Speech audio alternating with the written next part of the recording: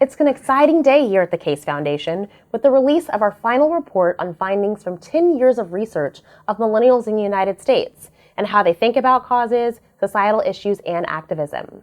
More than 150,000 millennials were surveyed throughout the decade, exploring how this generation, 80 million strong, is doing good, how they've impacted the way change is done, and the consequences for ignoring their powerful influence. The release of the Millennial Impact Report, 10 Years Looking Back, focuses on increasing our understanding of the millennial generation, how they connect, how they give, and how they involve themselves with societal and political issues. When we started to research in 2009, millennials were branded as Generation Q, a quiet, inactive, insular group that didn't often engage with causes. And they were often considered self-centered, lazy, and too concerned with their own devices. But our CEO here at the Case Foundation, Jean Case, didn't believe that to be true. She's long said millennials are the next greatest generation. So she challenged us early on to explore their impact. This was also the generation that brought us game-changing companies and movements like Warby Parker, Rent the Runway, Instagram, and even Giving Tuesday. It was clear that we needed to take action to search for ways to ensure that this cohort could be motivated to make a positive impact on the world. So here we are today. The research the Case Foundation and Achieve has led for more than a past decade has touched the lives of countless millennials.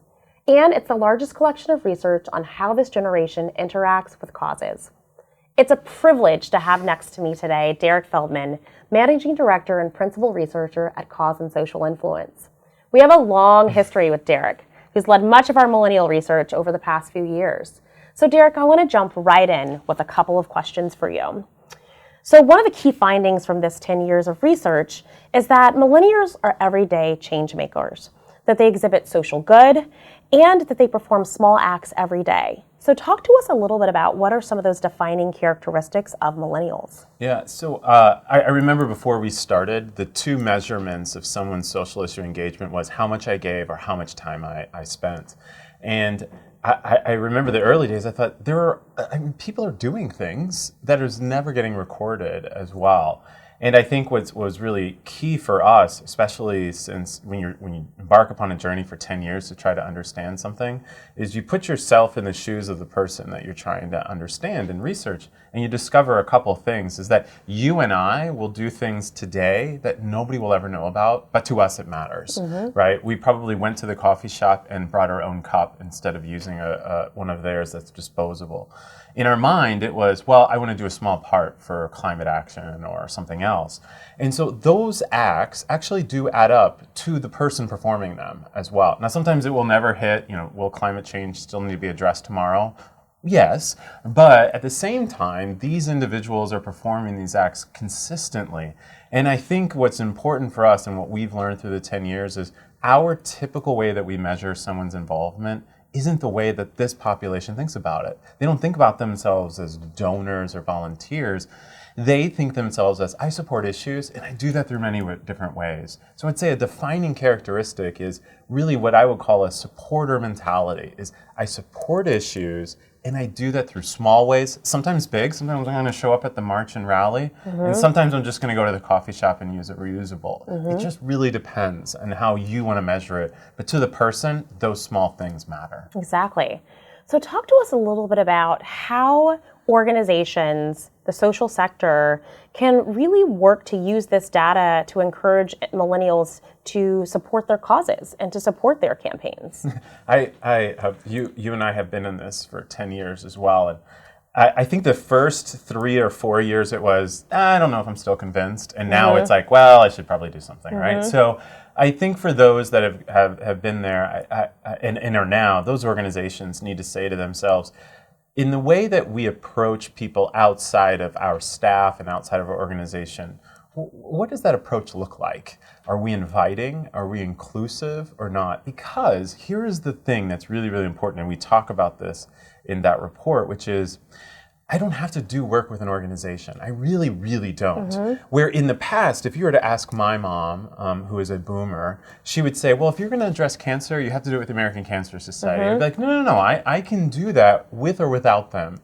I hope that we do it with them because they've got a lot of great knowledge and they know through the years what can really make an impact. But we do have new opportunities for us to, I would say, work outside the typical lines of our cause space. And so what that means is it requires nonprofit organizations to be deliberate with how you can make a difference through us and not for us, which is a very key thing, because it's to say, hey, our organization, whether you're one that works on climate or whether you work on human rights, whatever that is to say we have a platform that you can take. You can do whatever you want with it and design and create with us, and we don't have to guide you every step of the way. Now, that's a cultural shift. That's a really hard shift, but that's something that they should consider. The other thing that causes should do is look at everybody's assets as having value, and that's a very key cultural area as well. If you look at any nonprofit in the United States today, any NGO, they have two major departments: volunteerism and givers and fundraising. But that's not how you or I approach this space, right? I just talked earlier as supporters. They approach it by saying, hey, I've got lots of things I can give to make this issue happen. You are an outlet of one of those. And so what can I do? What do you find that I have that's valuable that you can take and start using from there? And organizations have to be ready. And they have to be able to say, you know what, we don't just need your money. I need you to show up at the next march and rally. I need you to sign this petition. I need you to recruit others to our movement. That's where organizations need to look at it and say, I've got a huge population here. How do I bring them in, and how do I help them bring others in? Can you talk a little bit about some of those organizations that are doing it really well? Yeah, through 10 years, I think I've received emails from organizations themselves, and then also millennials who are like, Derrick, which organizations should I go talk to too? So it's been an interesting piece. I'll say that there's some, in the fundraising space, you can't deny Liberty in North Korea and their successfulness of crowdfunding on college campuses. And I guarantee that some people will hear this and be like, I have no idea who that organization is. And be like, well, they'll get more than 8,000 or 10,000 millennials in any campaign given $500,000. And so, to those organizations that struggle raising money, here's an organization that's been successful. Or those that have been designed as movements first, organizations second, right? So whether that's your March for Your Lives or all the other ones, or even a Surfrider Foundation, which is, they're up and down every single coast here in North America, and they're a grassroots activism-led organization that empowers anybody to feel like you can belong here to work on this. And so I think that there are some really great organizations in that space, but we can't deny some of the other impactful organizations like the Truth Campaign, what they've been doing on smoking and vaping, and all the way to One and others that have always started out with the youth and with youth in mind, right? And working directly with them. I think it's always a challenge for those organizations that started out with other demographics first and now trying to see to pivot. Yeah, how do we pivot? And I mean, we're sitting here at the Case Foundation, who obviously is a leader in looking at how entrepreneurship happens and ideas and pivoting, right? Be fearless. And so I think that that's the case for a lot of organizations are going through their own transformation to say for ourselves is, what does our issue call for us to be in the future, and how do we relate to anybody? So talk to us about what are some of the unique characteristics in terms of leadership and social engagement that you saw across this body of research? Yeah, so I think some of the best leaders that I interacted with, millennials or not, that were engaging this demographic, they always listened first before they designed. We often at nonprofits will start and be like, I've got this idea. I'm going to have every American do X, Y, fill in the blank. And we're like, well, wait, did you actually listen to the audience? Did you listen to millennials to see what they care about before you design for them? Which kind of gets back to what we were talking about earlier. So really good leaders who have engaged millennials went out to that population and said, what is it about this issue that drives you? And secondly, what can we do for you in addressing the issue? Not, we have this, you should just participate in it. I think that's a different mindset. Through the years, I would even say that some organizations set up young professional groups, and I remember having to come out one year and say, like, it's not really working anymore. And I think now it's more about integration of young people throughout the system of the organization, throughout the staffing of the organization, and the way that we design things. And it isn't so much about, well, we just have to have them at the table, because we can have people at the table and then they're never there again. It's actually recruiting and engaging people of color. It means recruiting, engaging people of different ages and demographics, especially if we think those same people are going to drive our movement in the future as well.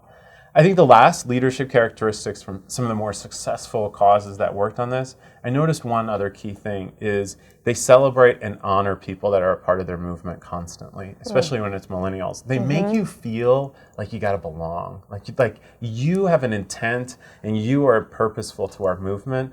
And there are times that we will all give, volunteer, and engage in issues where you don't really get that sense of belonging. Some that have been very effective go through offline, online, non-digital relationship building style things to make everybody feel like they belong. So let's expand a little bit about, this workforce conversation. So 80 million millennials for the largest workforce. Talk to us a bit about their job exploration. What are they looking for when they go into a potential role as they're, searching for that new job? And you had some really interesting research about their workplace giving once they do land that position. Yeah, we also performed some interesting studies on workplace giving with several companies and brands that was part of that study, both small all the way up to multinational. And what we realized is a couple things is you can't get by anymore without doing some sort of community issue engagement piece. It's an expectation of the general public and an expectation of millennials and the employees as well. The second thing is that obviously we need ways to get people involved, to give, to volunteer, to serve, to advocate, provide their skill and talent. All of those, of course, are there. I think the one thing that we realize is through the studies, although somebody may be a giver through the workplace, it may not be the kind of intention that they're doing it for the social issue purpose that we desire. Is that sometimes we've embedded philanthropic actions into the way that we look at advancement and leadership within these big companies. And so I encourage those companies not to see it as just an advancement tool as well, because being involved in one's community is something embedded already, but rather saying, well, not what kind of leadership did they take on this, not just being participatory, but what leadership did they take by looking at the assets of the company and saying, how can we be more impactful with the issues, and then how do our employees get involved with that as well. One other interesting note, that I think about was 2016, by the way, that happened, or 2015, right around there. They get a little mixed up. A lot of reports, I know. Yes, yeah. So in 2015 and 2016, we were looking at the workplace, and I remember we were talking a lot. We did some qualitative work, and we were at some company sites. And one thing also came up by is sometimes our managers are not equipped to deal with this kind of space. It's one thing to be a company that offers tons of great opportunities to get involved in the community. And then what happens when that millennial says, I'm going to go take advantage of that policy that's here?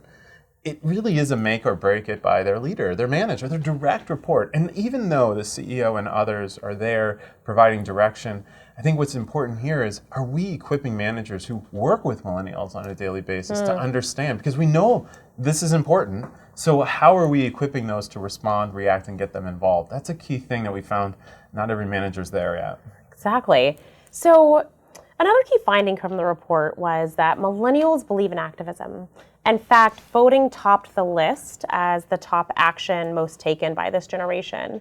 So can you expand a little bit more on that, and especially how has that changed since the presidential election? Yeah. Wow. I remember 16 and 17, some really healthy, good conversations here at the Case Foundation and with our research team, and it was, how can we ignore this thing called the election? There was no way that we could, right? And if you're talking about social issue engagement, you have to kind of see how people look at social issues in the context of an election and what a candidate represents and what they don't. What was very key that year is that people were using their vote as a form of activism. I would like everybody to vote because it's our civic duty, but obviously some choose to because they want to lean into a candidate that represents them and their issues. And then there are others that choose not to engage because that candidate may or may not to, or no candidate does as well. And I think from 16, 17, and even some of the stuff we're doing now and looking at voting as a form of activism and civic engagement, we realize a couple key pieces. Is that voting is a part of how somebody represents themselves in the community. It's a part of the fabric of oneself. It isn't an isolated event, nor is giving or volunteering. They're all kind of woven together as part of the ethos of civic engagement from their perspective. And what's key with that, if you think about it in those terms, is that as the person goes out to vote, they are exercising a form of some action that they want to see happen in a desired state. It's the same thing as if I give you $20, you would want some sort of impact to happen with the people that will likely benefit. And if I gave an hour as well, we have to think about it in those terms. It's an action that somebody believes something will occur positively with. The other thing, too, I think that's important is when you look at contextually these different things that make this civic fabric of the person, voting or volunteering or giving my network to a cause to promote something, when we see, if you ask them, what was the most impactful, they see voting and forms of marches and rallies and protest as a very dominant form versus some of the more traditional things that we started focusing on early on, which was money and volunteerism. So it definitely has become a very key thing, and I think that's obviously going to happen here next year. It's really interesting, and it's especially interesting for the different candidates to be able to take some of this research forward. Millennials care about societal issues. Talk to us about what are some of those key issues that consistently came to the forefront in your research. Yeah, and this is one of those where you always have to kind of break it down a little bit. It can be challenging because if you put a ton of issues in front of somebody, they have different vantage points on those, which is why the different methods that we use, like a qualitative after we surveyed individuals to try to validate it, was important. What we saw as key throughout the years, civil rights, social justice, racial discrimination is always one of the top ones, one of the top three. And what's interesting about that is it isn't so much that they had personally been affected or that they themselves were somebody that they knew had been. It was just society in large, right? This hit in accord with the population being affected, even though that I'm not a part of that population. I still don't believe in that that kind of action and so on. There's a couple other key things too, like education and health-related pieces had always come to the forefront. A lot of the education elements had to deal with student debt, college debt. I mean, we're dealing with a generation where that's a little bit more normalized in terms of what they had to deal with. In addition to that, there have been at times, it just really depends, but economic and employment scenarios in there too. Given that this is a workforce, as we know, highly educated workforce coming out of college, not necessarily all the jobs there that are for their jobs and majors and so forth. So it's not surprising that we saw some of that happen, but historically your top three are roughly around your civil rights, your social justice, health-ish, and then education. So as we wrap up this 10 years, it's been a long journey with you. I was joking that my oldest daughter is 10 years. It happened the first year, yeah. Oh. So, maybe she'll carry it forward for the next generation. So it's been an incredible 10 years working with you, and I know our team is tremendously grateful for all the work that you've put in, countless hours, hundreds and hundreds of hours. As you think about what's next and what individuals should do and institutions should do with this data, what do you want them to, pick up this report across the 10 years, the several reports that have come out? What do you want them to do with all of this information? Yeah, I think I was asked this recently too. I was on stage and somebody said, so 10 years later, what do you think in the end? And I think for me, we're in a new transition as a field of doing good. We just really are. And we're going to have new technologies tomorrow, right? Where those things are going to happen. It's going to be faster and easier for me to address an issue every single day. Someone's going to come up with a way to do it when we blink, I think, somehow, right?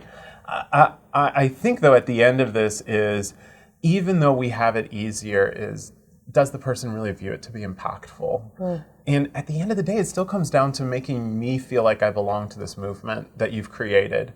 And so if you're a social issue and a cause, if you lead one, you should pick this up and say, I am not going to read this because of who I know with my children. I'm not going to read this because of what somebody else said.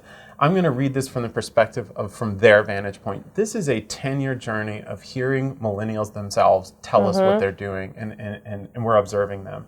And I think that's a key piece to get out of this, is to try to move away from predisposed biases towards a generation and say, I'm going to pick up year 1 and go to year 10 and just follow this journey and what was great is, if you would have ever said you're going to do this for 10 years, I would have been shocked.